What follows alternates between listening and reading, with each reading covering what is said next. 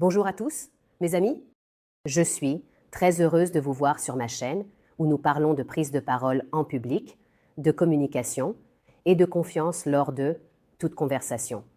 Le sujet de l'épisode d'aujourd'hui est la structure d'une intervention, peu importe où. Sur une grande scène, sur Zoom avec des collègues ou lors de l'enregistrement d'une courte vidéo pour les réseaux sociaux. Pour mieux la retenir, je vous propose une analogie sous la forme d'un dîner français.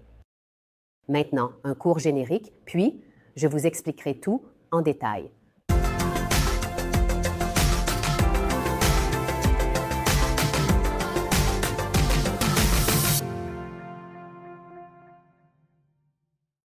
Comment l'épisode va se dérouler?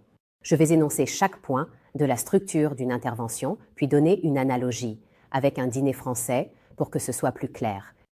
La première étape, bien sûr, c'est l'introduction ou les amuse-bouches.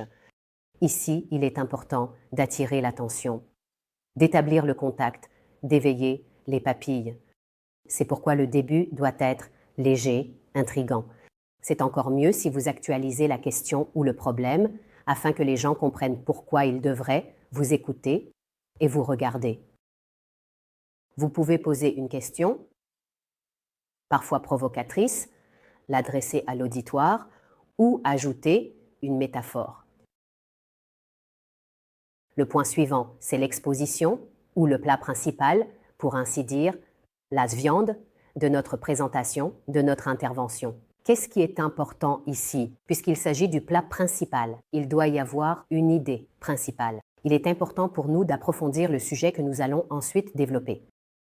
Il ne faut pas oublier que pendant une présentation, il vaut mieux utiliser des phrases simples, des mots simples, compréhensibles pour votre public cible.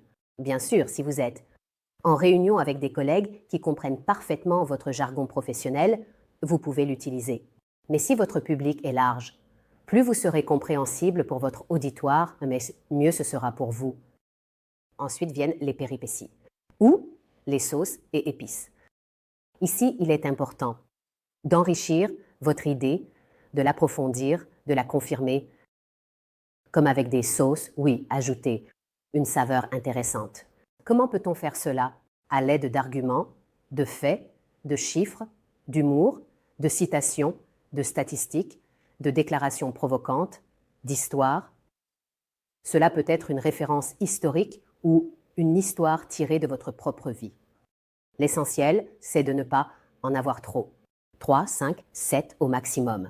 Sinon, il sera difficile pour la personne de tout retenir et il n'est même pas certain qu'elle retiendra les 7 points. Donc, plus c'est concis et court, mieux c'est. Comme avec toutes les épices, il vaut mieux ne pas en abuser ici non plus. Et nous passons au point suivant, le plus important et le plus marquant de votre intervention. C'est le point culminant. Ou, colloquialement, si l'on fait une analogie avec un dîner français, ce sont les fromages ou les desserts selon les goûts et les préférences de chacun.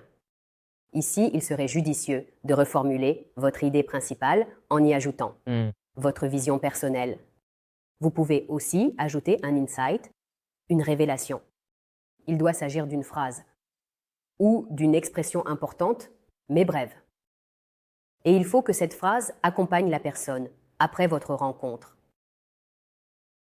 Vous pouvez vous poser la question suivante après cette intervention. Qu'est-ce qui pourrait changer chez les personnes qui m'écoutent? Ou bien, qu'est-ce que je souhaite voir changer chez eux et de quelle manière? Ensuite, il faut formuler cette idée principale car votre intervention peut être relativement longue.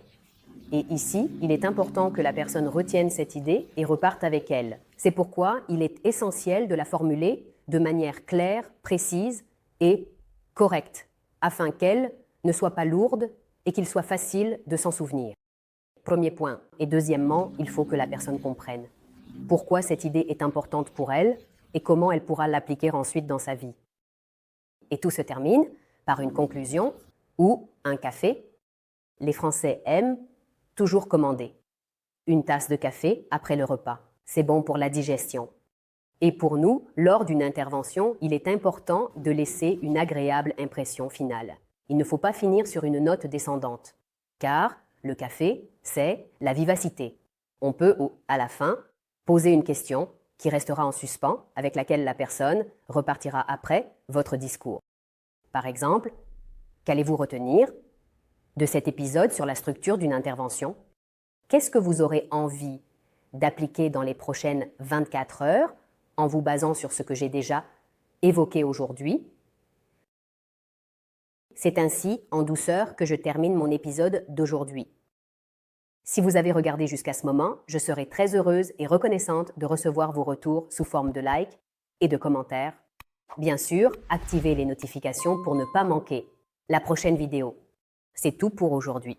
Je vous souhaite à tous le meilleur. Bonne chance. Au revoir.